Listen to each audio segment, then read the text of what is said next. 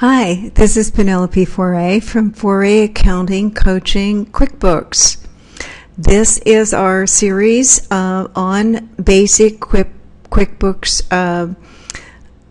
capabilities, and this one is QuickBooks Advanced Tips. I want you to know that QuickBooks can do much more than you think.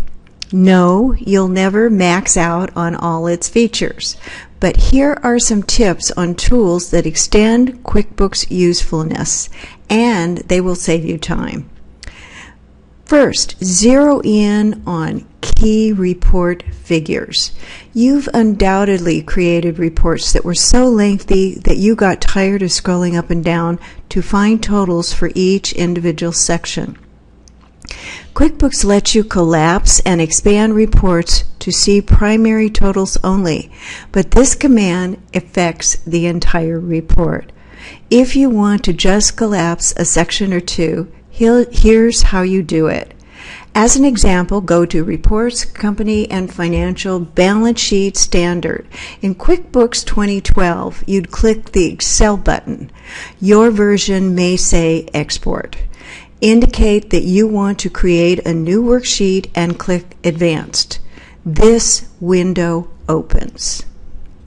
This is the Advanced Excel Options window, and it displays the formatting tools you can carry over from QuickBooks and the features in Excel that you want to be active.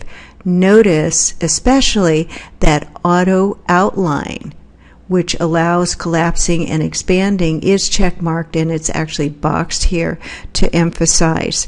We want you to make sure that Auto Outline, which allows this collapsing and expanding, is checked. Then click OK and start the export.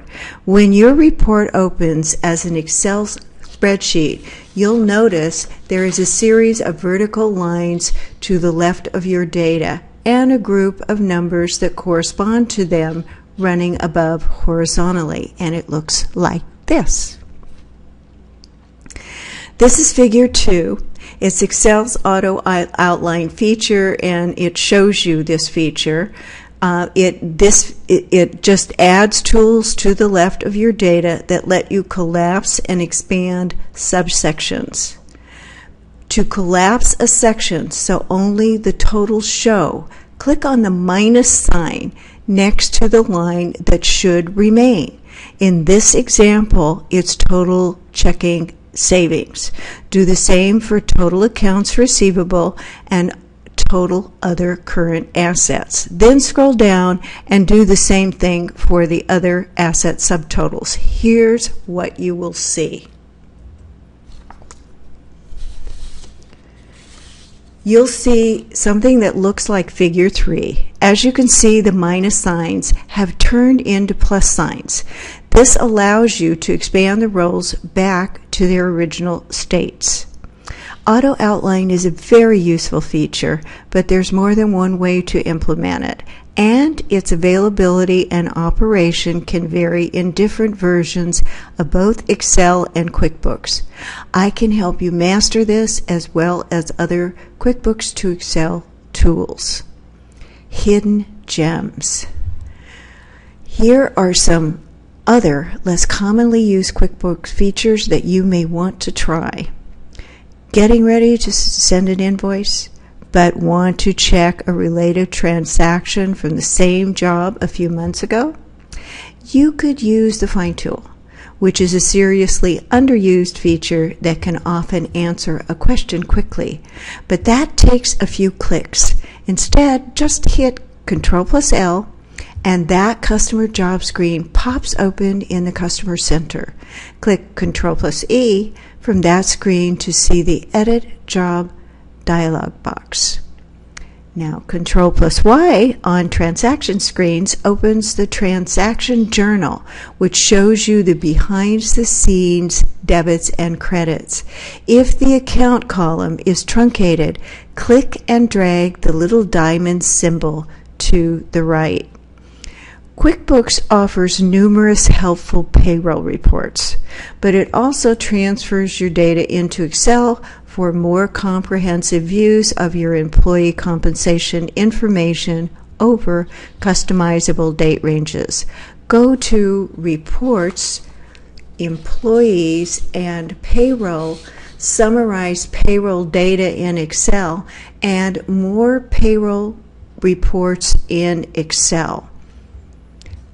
You will see something that looks like figure 4 at the bottom. Summarize payroll data in Excel is actually a series of reports available by clicking this navigational bar at the bottom of the screen.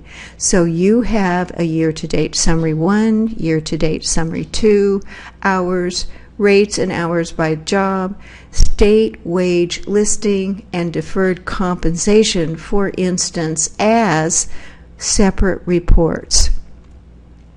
More tips. Okay. Allowing multiple windows in QuickBooks and tired of clicking that little X repeatedly to start with a clean slate? Click Window Close All. This drop-down menu also displays the list of open windows. Click on one to go there. There may be no more frustrating task than reconciling your bank accounts. If you're using online banking, consider doing this more than once monthly. And actually, I know some businesses that do it every day. So depending on your transaction load, it's pretty much up to you and your workload.